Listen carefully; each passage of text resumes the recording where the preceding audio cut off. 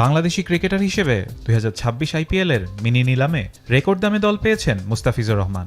IPL ক্যারিয়ারের ষষ্ঠ দল হিসেবে 9 কোটি 20 লাখ রুপিতে তাকে দলে ফিরিয়েছে কলকাতা নাইট রাইডার্স। এর আগে আইপিএলে Sunrisers Hyderabad, Mumbai Indians, Rajasthan Royals, Delhi Capitals ও গুজরাট টাইটান্সের হয়ে খেলেছেন মুস্তাফিজ। এবার সেই তালিকায় যুক্ত হল কলকাতা। আইপিএলে মুস্তাফিজ নিজের সামর্থ্যের প্রমাণ দিয়েছেন বেশ কয়েকবার, কিন্তু জাতীয় দলের সূচি আর বোর্ডের সিদ্ধান্ত সব মিলিয়ে পুরো আসরে তার ছাড়পত্র পাওয়া নিয়ে চলছে জল্পনা কল্পনা। জানা গেছে এবারও পুরো আইপিএলের জন্য ছাড়পত্র পাচ্ছেন নাফিজ। প্রায় পুরো আইপিএলের সুযোগ পরে মাঝখানে আমাদের একটা ইম্পর্টেন্ট সিরিজ আছে, সেখানে হয়তো ওকে আমরা 8-10 দিনের জন্য ছাড়বো না। নিউজিল্যান্ডের সময় আমরা ওকে ওডিআই সিরিজের সময় রাখবো।